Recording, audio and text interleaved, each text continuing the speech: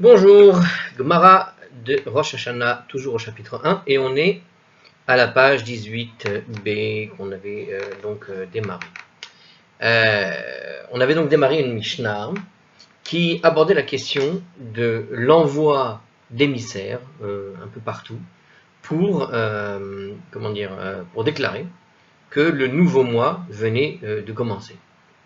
Et on avait donné une numération donc de 6 à 7 dates dans lesquelles il est important de savoir quand le mois commence pour pouvoir déterminer justement la date de la fête qui lui correspond. Donc on avait par exemple Purim, Hanouka, le Tisha B'Av, on avait Pessah, Sukkot, les fêtes de Tishri, etc. Bon, on a répondu à un problème qui était celui de la question de savoir pourquoi est-ce que c'est pas apparu, il n'y avait pas d'émissaire envoyé pour le mois de Tammuz et pour le mois de Tevet, alors que deux jeûnes sont à l'intérieur et qu'a priori on les faisait pendant cette période. Bon, alors maintenant qu'on a dit tout ça, on a expliqué pourquoi Tisha B'Av, en fin de vidéo précédente, était un petit peu plus importante finalement que les autres, parce que c'est une date qui était tragique, qui a été tragique pour le peuple juif plus d'une fois, et pas seulement liée à la destruction du temple. Et c'est pour ça que les juifs ont été donc plus rigoureux dans la fête de Tisha B'Av, dans le jeûne de Tisha B'Av, à savoir qu'il faisait 24 heures, et on avait expliqué justement qu'a priori tous les jeûnes auraient dû durer 24 heures, mais c'est le jeûne de Tisha B'Av qui a été le plus respecté dans cette dimension de 24 heures, notamment parce que c'est une ville qui a connu plusieurs destructions d'abord, et puis aussi parce que c'est une date, alors pas la ville, mais Jérusalem a été détruite 2 fois à cette date, et aussi parce que il y a eu d'autres événements, qui se sont déroulés à cette date. Alors, tout n'est pas cité, mais les deux qui ont été cités, c'était la conquête de la ville de Bétar, on avait expliqué de quoi il s'agissait, puis le fait que la ville de Jérusalem a été labourée, c'était le 9 av que ça s'est déroulé, une manière de dire, comme une expression, mort et enterré, on pourrait dire, la ville a été rasée et labourée, c'est-à-dire que, au-delà non seulement elle a été rasée, mais en plus ils l'ont transformée en champ, donc c'est une ruine complète. Bref, la Gemara nous rapporte une braïta qui va détailler le verset qui avait été mentionné. Alors on avait mentionné un verset, laissez-moi vérifier ça. Quel verset a été mentionné sur ce sujet-là? Oui, c'est ça doit être celui-ci, c'est le seul que je vois, à propos du verset de Malachi, d'accord, qui disait la chose suivante: ainsi dit Hachem, maître des légions, le jeûne du 4e, le jeûne du 5e, le jeûne du 7e et le jeûne du 10e sera pour la maison de Juda un jour de joie et d'allégresse. Donc tout venait de là, à savoir qu'à la fois on parle d'un jour de jeûne et à la fois un jour d'allégresse. Ça paraissait antinomique. Toute la discussion de la semaine, de la vidéo précédente parle de ça. Maintenant, la braïta est rapportée, une braïta est rapportée a priori, et sur ce verset normalement. Normalement, c'est ce verset. Alors on y va. Il a été enseigné dans une braïta. Amar Rabbi Shimon. Rabbi Shimon a dit: Arba'at Varim Aya Rabbi Akiva Doresh. Rabbi Akiva avait l'habitude d'interpréter 4 choses. Donc, Rabbi Shimon a dit que Rabbi Akiva interprétait 4 choses. Va'ani en Doresh Kamoto. Et moi, je ne les interprète pas comme lui. Alors, la Gemara ici ne rapporte ici que l'un des 4 désaccords entre Rabbi Akiva et Rabbi Shimon. Donc on va nous dire qu'une seule désaccord. Les 3 autres désaccords sont mentionnés en fait dans le Tosefta de Sota, Rashi, etc. Bon. Rabbi Shimon était un disciple dévoué de Rabbi Akiva. Même un disciple dévoué peut parfois être en désaccord avec son maître, pourvu qu'il exprime son opinion respectueusement. Bon, c'est une manière de nous dire, voilà comment ça se passe chez nous, dans le judaïsme. C'est pas parce que tu es en désaccord que tu n'as pas le droit de le dire. Par contre, il faut le dire avec respect du maître, évidemment. Et on discute, quoi. Alors, Tzom Harevi'i, Ze Tisha B'Tammuz. Lorsque le verset déclare le jeûne du 4e, ça fait référence en fait au 9 Tammuz. Shevo Huvkea Ha'ir, car ce jour-là, une brèche a été faite dans la muraille de la ville de Jérusalem.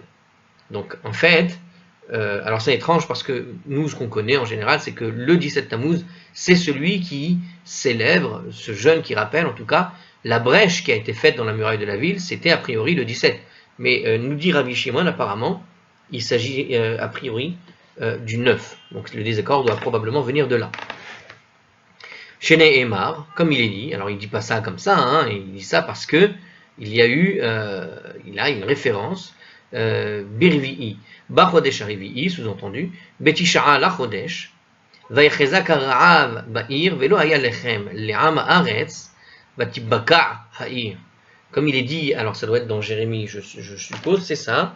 Jérémie, chapitre 52, 6, 7, c'est toujours dans Jérémie que se trouve, en fait, c'est dans l'histoire de. C'est dans Jérémie qui est raconté plus ou moins les malheurs de Jérusalem à l'époque du premier temple. Donc, comme il est dit, le 4e mois, le 9e jour du mois, la famine dans la ville était devenue critique. Il n'y avait pas de nourriture pour le peuple de la terre et une brèche fut faite dans la ville. Donc, a priori, l'une des raisons pour lesquelles on célèbre le 17 Tammuz, c'est pour célébrer cette brèche. Or là, on voit quoi?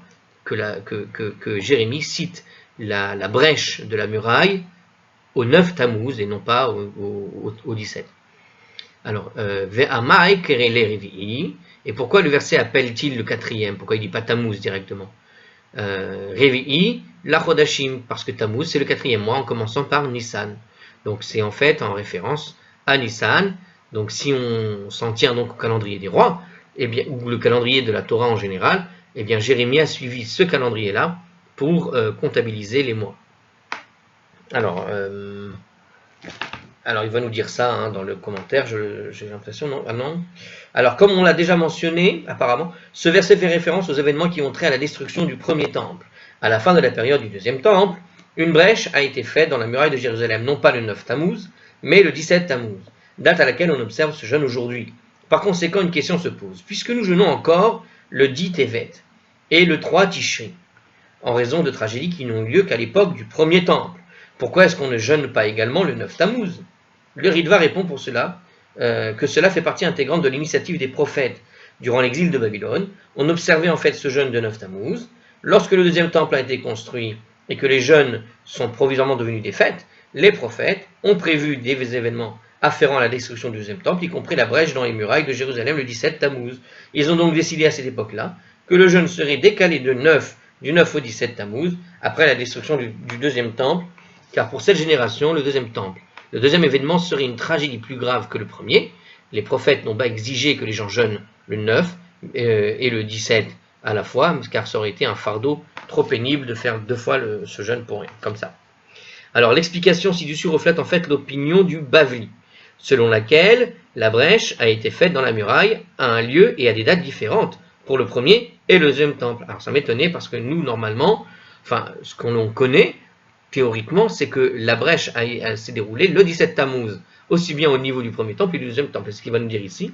Toutefois, le Yerushalmi, donc en réalité, dans le traité de Ta'anit de la Gemara Yerushalmi, nous sommes dans la Gemara de Babli, déclare qu'en fait cet événement s'est produit le 17 Tammuz, aussi bien pour le premier que le deuxième temple.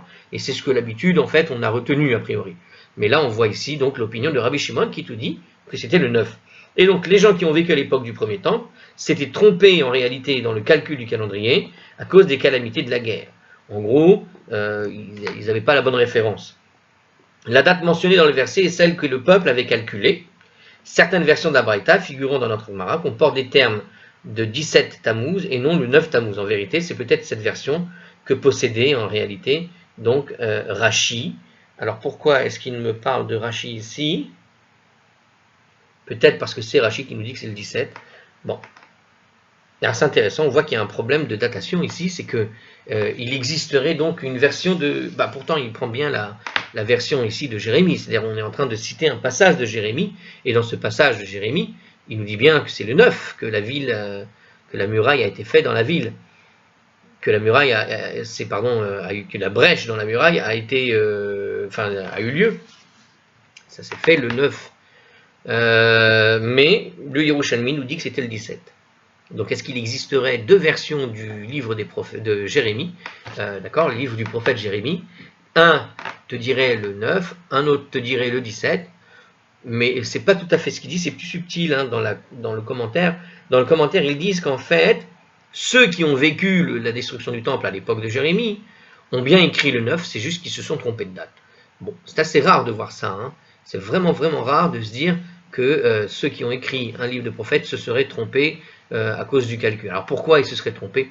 Donc la réponse, elle a été donnée hein, dans ce commentateur-là qui nous dit la chose, à savoir que, a priori, ils étaient dans une situation, on va dire, tellement désespérée d'un point de vue famine, d'un point de vue, si vous lisez le livre de Jérémie, hein, il décrivent des situations qui sont catastrophiques en termes de famine, avec des situations, enfin bref, quelque chose de terrible.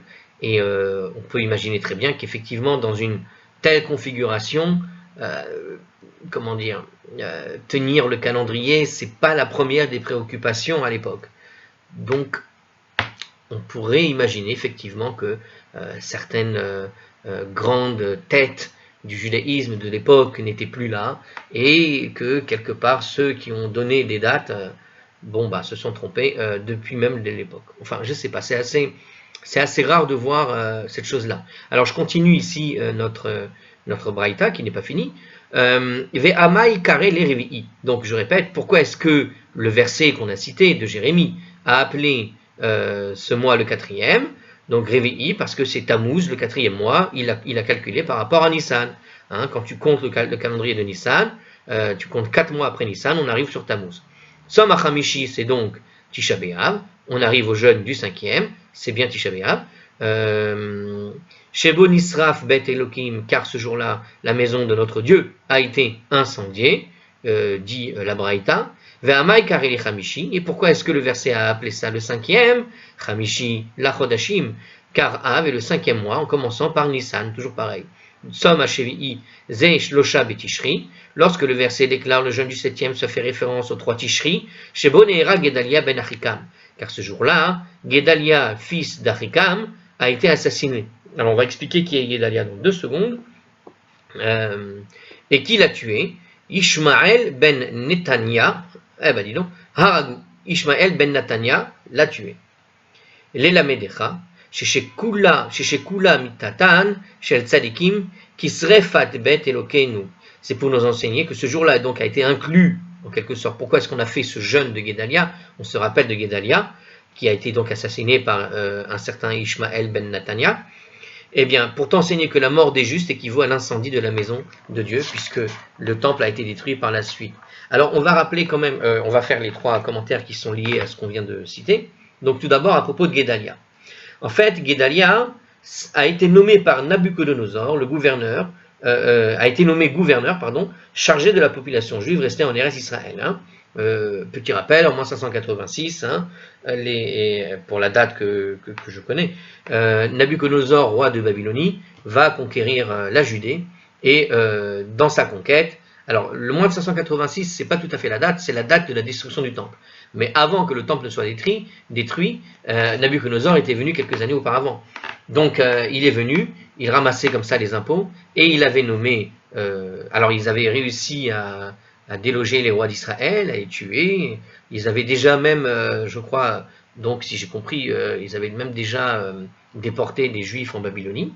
Et pour s'occuper de ceux qui étaient encore en Eretz Israël, Nabuchodonosor, le grand roi de la Babylonie, a nommé Gedalia, un juif de la région, un noble de la région, comme une sorte de ministre, des affaires intérieures aux Juifs. En gros, celui qui devait se plaindre allait se plaindre à Gedalia, et Gedalia avait donc comme mission un petit peu obligatoire de la part du colonisateur, du souverain, j'ai envie de dire, envahisseur, obligatoire donc de gérer les relations entre la Babylonie et les habitants d'Israël.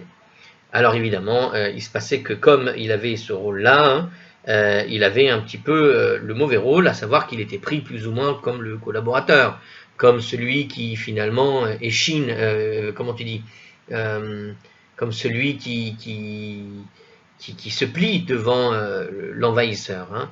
il collabore, quoi. Alors, c'est pas qu'il collaborait, il était là comme gouverneur, puisque les rois avaient été assassinés, le Sanhédrin avait été démantelé, hein, on pourrait le dire, et en gros, il fallait quelqu'un tout simplement avec qui discuter au nom du peuple. Sinon, à la place de Guédalia, il aurait pu mettre un non-juif. Alors, ce qui s'est passé, c'est que Guédalia, il était juif, il était de la région, et donc, pour toutes les questions liées finalement strictement juive, hein, eh bien, au fond, il y avait moyen de discuter avec lui.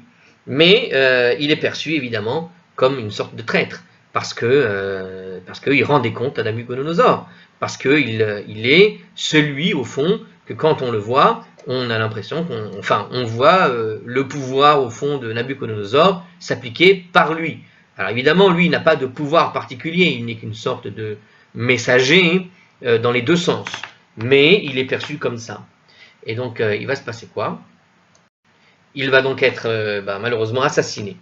Alors, son assassinat va déclencher une série d'événements. Donc, il est perçu donc comme le traître, il se fait assassiner. Une série d'événements tragiques qui vont entraîner en fait le pillage et l'expulsion totale de la population juive. Et ont atteint, donc, comme dit ce commentaire, ils ont éteint, après, à la suite de la mort de Guédalia, hein, la dernière lueur d'espoir a été éteinte en tant que nation juive. Ok. Alors, de nombreux commentateurs affirment toutefois que Guédalia a été assassiné à Rosh Hashanah. Mais bon, Rosh Hashanah est une fête. La commémoration de son défait a donc été repoussée au 3 Tishri.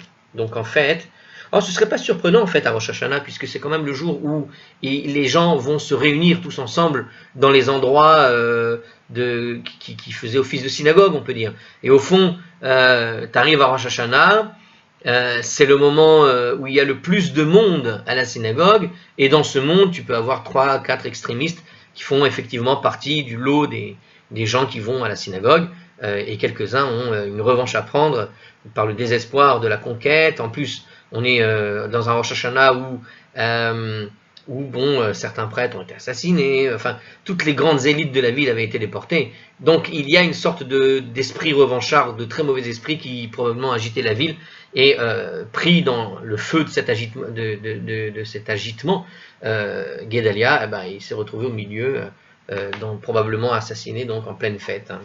Donc voilà. Alors évidemment, on ne pouvait pas faire on ne pouvait pas établir un jeûne pendant Rosh Hashanah, donc il a été établi juste après Rosh Hashanah. Très bien, pour une discussion, alors il y a une discussion sur ça, hein, c'est pas quelque chose de garanti, mais il y a tout un tas de discussions avec tout un tas de rabbins qui sont cités. Bon, on va passer ça. Alors ensuite, qu'est-ce qu'on a dit? On a dit Ishmaël ben Nathania, c'est celui qui l'a tué. Donc l'assassin est connu apparemment. Alors qu'est-ce qu'il nous dit? La Gemara nous donne cette information pour nous faire comprendre l'amertume qui entoure cette tragédie. Alors pourquoi? Guédalia ben Achikam a été assassiné par Ishmaël ben Nathania. Ce dernier en fait était juif également. Donc ici on donne en fait deux noms qui sont complètement juifs. C'est peut-être ça l'idée, puisque c'est écrit là. C'est qu'on a deux noms qui ont une consonance juive, qui sont décrits selon leurs ancêtres. Hein. Donc on est dans cette idée que c'est un juif qui tue un autre juif, alors qu'en fait le vrai ennemi c'était Nabuchodonosor. Et au fond, ainsi le restant de la nation juive que même Nabuchodonosor voulait maintenir en Eretz Israël a été détruit par un des nôtres. En gros, la Gemara nous donne un message qui est celui, regarde ce qui se passe lorsque on va dire la division atteint un paroxysme extrême. C'est que cet événement va conduire à quelque chose de supplémentaire, de pire. À savoir que malgré tout, malgré effectivement la guerre qu'il y a eu avec Nabuchodonosor et une partie de la population a été déportée, il restait encore une population juive dans Jérusalem, il restait une population juive en Eretz Israël. Et bien qu'est-ce qui va se passer? Eh bien, cette population, à la suite de cet assassinat, Nabuchodonosor va remplacer un gouverneur par un autre, avec qui il va y avoir beaucoup moins de discussions possibles, et ça va entraîner une guerre totale, avec une expulsion, mais finalement totale, plus personne qui reste en Israël. Ça, c'est ce qui est dit le Ben Yehoyada qui raconte ça, je ne connais pas. C'est le nom d'un livre, encore une fois. Alors, autre commentaire qu'on a dit, donc c'était pour nous enseigner ici que la mort des justes équivaut à l'incendie de la maison de notre Dieu. Nous avons dit ça dans la Braïta. Alors qu'est-ce que nous dit ici le Rashash? Il suggère que cette déclaration de la Braïta s'appuie sur un verset antérieur du livre de Zacharie. Donc il existe dans un autre livre, Zacharie, avant Jérémie, puisque le texte ici, alors qu'est-ce qu'il nous dit? En tout cas la Braïta semble citer Zacharie, qui commence par les mots suivants, il dit comme ça: parle à tout le peuple, lorsque vous avez jeûné et que vous vous êtes endeuillé au cours du 5e et 7e mois, pendant ces 70 ans. Dans ce verset, en fait, d'accord, donc il s'agit encore, on est après, Zacharie, c'est bien après Jérémie, a priori, puisque Jérémie, c'est le premier temple, et Zacharie, il est dans le deuxième temple, et on parle de jeûnes dans Zacharie, qui font référence à l'événement tragique lié au premier temple. Bon, alors je n'ai pas très bien compris ce que voulait nous dire ici la Braïta, en disant que c'était antérieur, un verset antérieur. Ah, pardon, le verset est antérieur par rapport au livre de Zacharie, mais il ne peut pas être antérieur. Bon, dans ce verset en tout cas, seuls Tisha B'Av et Tzom Gedalia sont mentionnés. Ainsi, la Braïta enseigne que la mort des justes équivaut à la destruction du temple, parce que justement, ce verset, a priori, n'a effectivement mentionné dans les jeûnes importants à respecter que ces deux-là, Gedalia et Tisha B'Av, parce que l'un entraîne l'autre au fond. C'est ça l'idée, c'est-à-dire que de faire comprendre que la mort du juste a entraîné la destruction du temple. Alors on continue. Shevi'i. Et pourquoi le verset, donc on est en train d'analyser le verset précédent. Alors le verset qu'on est en train d'analyser vient d'où? Parce que je ne me rappelle plus la référence, on va la revoir quand même. Donc c'est dans Zacharie en fait. D'accord, donc tout simplement il était en train de nous dire qu'il y avait un verset précédent qui ne signalait que ces deux jeunes, et puis après Zacharie va faire effectivement l'énumération de tous les jeunes. Bon, alors Shevi'i, pourquoi est-ce que le verset a appelé le jeûne du 7e? D'accord? Car Tishri est donc le 7e mois, si tu comptes depuis Nissan. Et donc Tzom à Assyrie, on continue. Le jeûne du 10e, en fait, ça fait référence au dit Tevet. Quand on dit le 10e, c'est sous-entendu le 10e mois, qui se trouve être le mois de Tevet. Et donc le jeûne du 10e. Ah, pardon, non, je dis n'importe quoi là. Le jeûne du 10e, c'est sous-entendu le jour du 10. Et quelle est la date de jeûne dont on connaît qui commence le 10? C'est le dit Tevet. Donc 10e ne fait pas référence au nombre de mois, a priori, à moins que ça fasse aussi référence au nombre de mois. Peut-être 10 à ce moment-là, je ne sais pas, on va vérifier. Quand est-ce qu'arrive Tevet? Laissez-moi réfléchir. Tishri, Marcheshvan, je crois que ça vient après, Tevet. Si Tishri c'est le 7, 8, 9. Donc je crois qu'on est le 9e mois, il faudrait que je vérifie. Après Marcheshvan, il faut que je vérifie. Bon, en tout cas ici, le jeûne du 10, sous-entendu, le dit Tevet, c'est une référence directe en fait au jeûne du dit Tevet. Donc c'est pas le 10e mois, mais en fait c'est tout simplement le 10, sous-entendu Tevet. Bon, très bien. Attendez, j'ai un doute. Tzom à Assyrie. Ah là là, attends, je refais mon calcul. Si je suis en Nissan, donc j'ai dit que quand on est en Nissan, en Tishri, on est le 6e mois. Non, on est le 7e mois en Tishri. Tishri 7. Je ne me rappelle plus. Tishri, après Tishri, c'est Marcheshvan, il n'y a plus rien. Et je crois que c'est Tevet, oui. C'est seulement. Tevet, ça vient après Kislev ou avant Kislev? Je ne me rappelle pas. Ah là là là là, je crois que ça vient après Kislev. Donc c'est bien le 10e mois. Je vais faire une pause 2 secondes, je vais vérifier un calendrier. Voilà, c'est vérifié, donc c'est bien Tishri, Marcheshvan, Kislev, Tevet, donc ça veut dire 7, 8, 9, 10, donc on était bien en fait le 10e. J'ai eu une petite confusion, je me suis demandé si on disait le jeûne du 10e pour sous-entendre le 10 Tevet au sens du 10, ou le 10e mois. Bon, la logique veut que ce soit le 10e mois, évidemment, puisque le 5e, le 7e, etc., ça faisait référence à chaque fois au numéro du mois. Bon, alors on continue, car ce jour-là, le roi de Babylone a commencé, donc qu'est-ce qui se passe le dit Tevet? Le dit Tevet, c'est une célébration, c'est aussi donc un jeûne très important, et pourquoi? Parce que ce jour-là, le roi de Babylonie, donc Nabuchodonosor, a commencé à assiéger Jérusalem. Donc ça a été un traumatisme suffisamment grand, ce siège, l'arrivée des armées de Babylonie qui entourent la ville de Jérusalem pour le siège, pour que ce jeûne reste dans les annales, au fond, comme une catastrophe en soi. Alors ensuite, comme il est dit, ça vient de Ézéchiel. Alors Ézéchiel n'a pas vécu tout cela, a priori, mais il a vu la chose. Je crois que Ézéchiel n'a pas... faut que je pose la question à Rabbin. Alors, comme il est dit, la parole d'Hachem, alors dans le chapitre 24, versets 1 et 2, pour celui qui s'intéresse, la parole d'Hachem est venue vers moi pendant la... Alors, Vaïhi devar Hachem el Elai Bashana Teshirit, Bachodesh Asiri, Be'asran la Chodesh les morts. Donc la parole d'Hachem est venue vers moi pendant la 9e année, le 10e mois, le 10e jour du mois, en disant, voilà, il suffisait de lire la suite avec le doute que j'ai eu, c'est écrit textuellement, Ben Adam, Ketavlecha Etchem Ayom, Et Eretzem Ayom Azé, Samach Melech Bavel, El Yerushalayim, fils de l'homme, écris pour toi le nom de ce jour. Ce jour-ci, le roi de Babylonie a commencé à assiéger Jérusalem, c'est au passé, donc a priori, il semble supposer que, il semble parler d'un événement passé, donc Ézéchiel a vécu pendant, je suis surpris, je pensais qu'il était avant,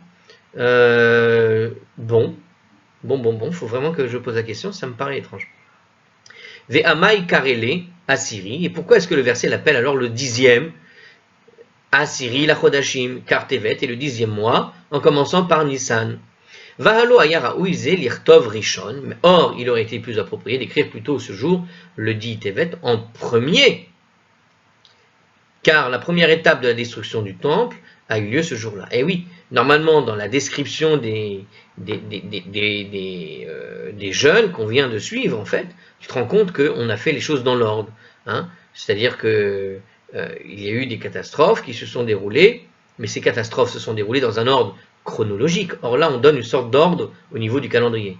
Alors pourquoi était-il écrit ainsi? Pourquoi est-ce qu'on n'a pas donné l'ordre en fait chronologique? Car Tevet, Assyrie, la Chodashim, je répète la question, Vahalu hayar ha'uize lirtov rishon, c'est une question de la Braïta elle-même.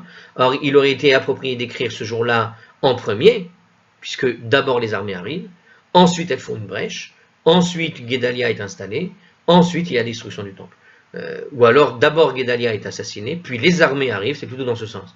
D'abord Guédalia est assassiné, donc en Tishri, ensuite les armées arrivent en Tevet, ensuite le siège a commencé jusque en Tammuz, avec la destruction de la muraille, puis ensuite les armées s'engouffrent dans la ville, et 3 semaines plus tard, destruction du temple. Alors pourquoi est-ce qu'il a été écrit ainsi? Velama nirtav kan. Alors pourquoi est-ce qu'il a été écrit comme ça, ici? Kede le hasdir chodashim ketiknan, afin d'ordonner les mois selon leur ordre correct dans les années du calendrier, nous dit le petit commentateur. Bon, en gros, ils ont fait ça tout simplement dans l'ordre chronologique du calendrier, et non pas dans l'ordre chronologique de ce qui s'est passé de manière historique. D'accord?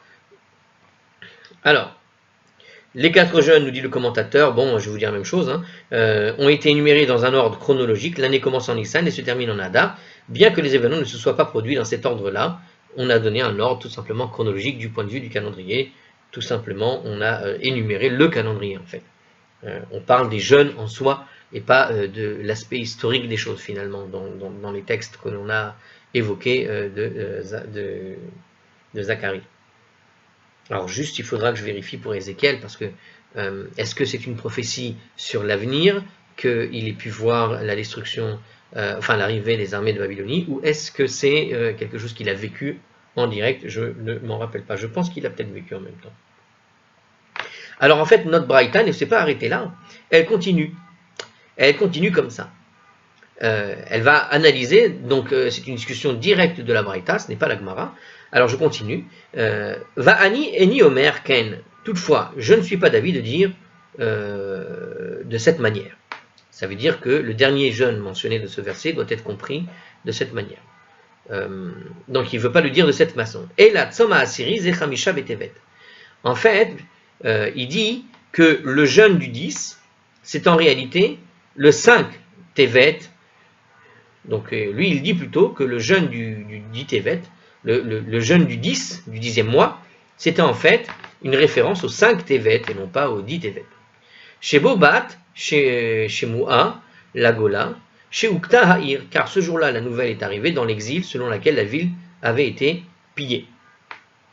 Donc 11 ans avant la destruction du premier temple, le roi Yechania connu également sous le nom de Yehoyakin, donc vous avez deux noms, Yechania ou Yehoyakin, mais il s'agit du même, a été exilé en Babylonie avec un très grand nombre de juifs.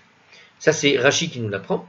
Le 5 Tevet, après la destruction, ces juifs exilés ont entendu que Jérusalem avait été saccagée et que le temple avait été détruit. Donc ils étaient déjà là-bas, en Babylonie, en exil, et ils ont entendu que la ville avait été saccagée, pillée et détruite. Et ils l'ont entendu quand? Le 5 Tevet. Bon, alors, ok. Et donc pour celui qui conteste ici, hein, a priori, il dit que le jeûne aurait dû être fait le 5 Tevet plutôt que le 10. Alors il continue, Vayehi bishte esre asa shana, et ce fut le 12 du mois, du 10e mois, Bachamisha la chodesh le galutenu, Ba'ela yapalit merushalim les morts, Hukta ha'ir. Donc comme il est dit, hein, ce fut pendant donc la 12e année de notre exil, le 10e mois, le 5e jour du mois, un réfugié est venu vers moi de Jérusalem en disant la ville a été pillée, et ça c'est donc dans Ézéchiel, on le voit en fait dans ce livre de Ézéchiel, le chapitre 33, donc il n'y a pas de doute, hein, Ézéchiel a vécu les choses, apparemment, puisqu'il nous rapporte ces discussions. Verasu yom shemura keyom serefa. Et ils ont fait du jour, ils ont entendu cette tragédie nouvelle, un jour de jeûne comme le jour de l'incendie du temple. Donc, qu'est-ce qu'on voit ici? Qu'ils ont fait véritablement le même jour qu'ils ont entendu comme si c'était le jour de l'incendie. Donc, ça veut dire qu'ils ont d'abord fait un jeûne à ce moment-là. Alors, Minchat Chinour, c'est un commentateur, hein, pose une question simple. Comment Rabbi Akiva et Rabbi Shimon peuvent-ils être en désaccord sur la date correcte du jeûne que l'on observe en Tevet? Ils auraient pu constater quel jour on jeûnait à l'époque. Je veux dire, ils ont vécu quand même longtemps en Israël, de grands rabbins comme ça. Et donc, Minchat Chinour semble surpris, vu qu'on voit bien que ces deux jeûnes ont toujours été célébrés depuis la destruction du premier temple. Rabbi Akiva et Rabbi Shimon, les Amoraïm, hein, les gens de la Mishnah, sont en train de discuter sur une chose qui a presque, j'ai envie de dire, 500 ans d'âge. Hein. D'accord? On est en moins 200, la destruction du temple c'était en moins 586. Bon, ça faisait déjà au moins entre moins 200 et plus 200, sachant que Rabbi Akiva c'est au-dessus de 0, hein, et Rabbi Shimon hein, c'est l'an 100, quelque chose comme ça, puisqu'ils ont vécu avec Bar Korba, et que Bar Korba c'est vers l'an 135 qu'il est tombé, donc on est au moins après l'an 100 de notre ère. Donc tous ces événements-là ont eu lieu il y a presque 400 ans de leur point de vue. Et voilà, depuis 400 ans que a existé ces deux jeûnes, du dit Tevet et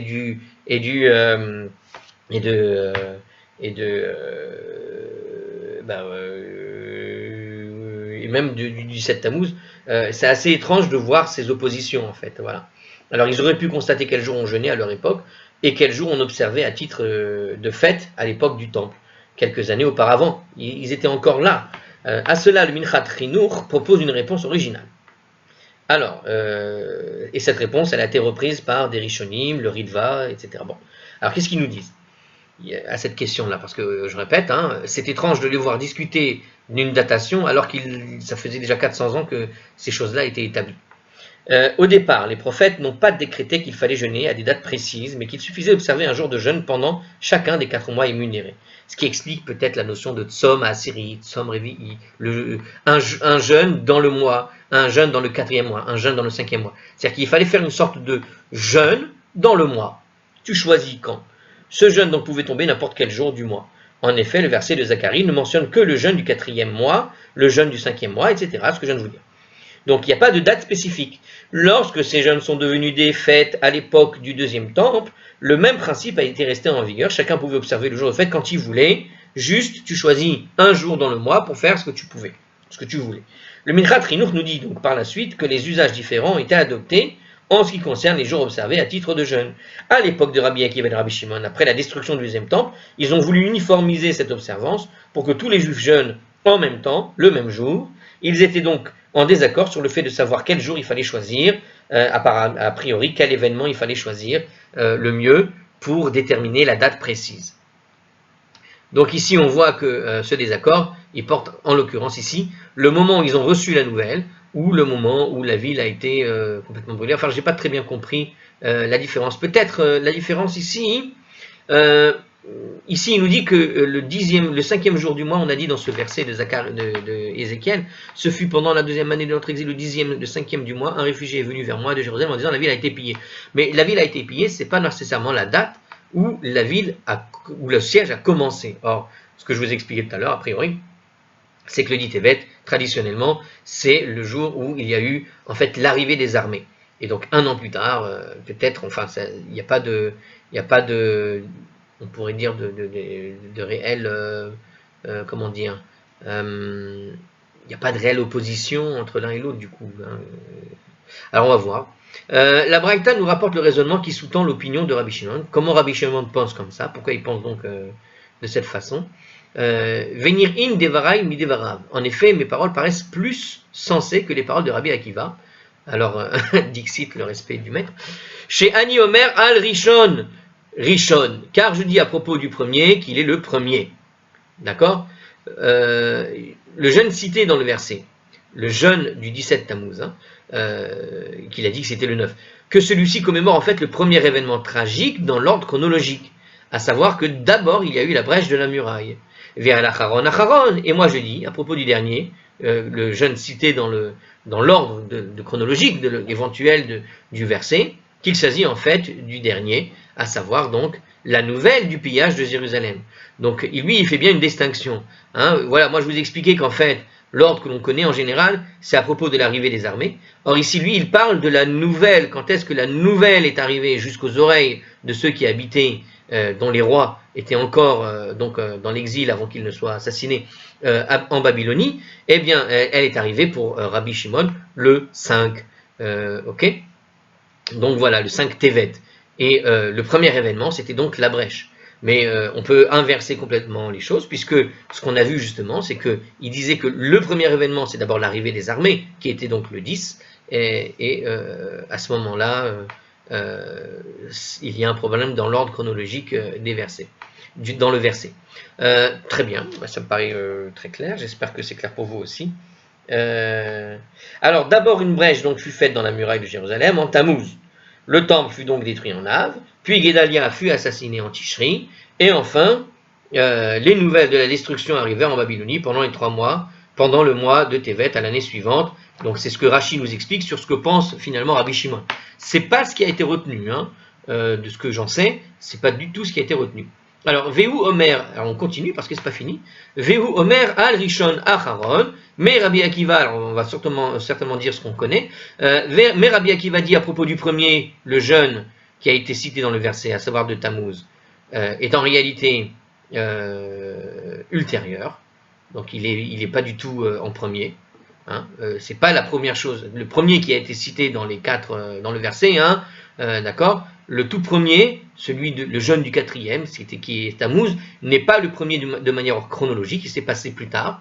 Ve'ala Acharon Rishon, et le dernier qui s'est produit, c'est en réalité le premier qui s'était produit d'un point de vue historique. Alors, comment on va nous dire? Voilà, les forces babyloniennes ont d'abord assiégé Jérusalem, puis on fait une brèche dans la muraille. Mais d'après Rabbi Akiva, le siège est en fait mentionné en dernier dans le verset, alors que la brèche de la muraille de Jérusalem est citée en premier. Bon, ben voilà, je vous ai déjà expliqué plus ou moins la chose. A priori, on suit ce que dit Rabbi Akiva hein, dans la tradition normale et du calendrier et du choix des jeûnes et des dates que l'on fait. Et là, chez Humoné, les Seder Chodashim, sauf que Rabbi Akiva, lui, il a compté en fait selon l'ordre des mois, c'est-à-dire qu'il a donné en fait son explication par rapport à l'ordre simple de comment ça marche dans un calendrier. Eh bien, avant le 2e mois, il y a le premier, avant le 4e, il y a le 2e, etc. C'est-à-dire un ordre tout bête de l'ordre du calendrier. C'est-à-dire sur une année, voici comment on va faire les jeûnes, alors que Rabbi Shimon, lui, il a plutôt réfléchi par rapport donc au calendrier, par rapport à l'ordre chronologique de l'histoire cette fois-ci, et donc c'était pas du tout dans l'ordre qu'il imaginait, ou plutôt qu'il a imaginé que à la fois l'ordre historique se retrouve dans le calendrier justement. Alors que moi, donc Rabbi Shimon, hein, puisque c'est Rabbi Shimon qui parle, je compte chronologiquement selon l'ordre des malheurs. Mais en fait, c'est un petit peu des deux, puisque lui, Rabbi Shimon, il voit l'ordre des malheurs en même temps que l'ordre finalement chronologique proposé par le verset. Très bien, il n'y a rien de très compliqué, hein, juste il faut bien suivre. Alors Rabbi Akiva, un dernier commentaire quand même, Rabbi Akiva pense que les jeunes n'ont pas été cités dans l'ordre chronologique des événements, mais plutôt selon l'ordre des mois de l'année. Bon, je ne fais que répéter ce que j'avais déduit très logiquement et ce que dit Rashi en réalité. Et Rabbi Shimon soutient que les jeunes ont été énumérés non seulement du point de vue chronologique, mais aussi selon le calendrier. Eh bien c'est bien, je dis exactement ce que dit Rashi, mais bon, si la Gemara n'avait pas été aussi bien faite, évidemment, je n'aurais pas pu faire ce raisonnement tout seul, et j'espère que vous aussi, vous avez pu imaginer les réponses avant qu'elles n'arrivent. Allez, je vous dis à la prochaine.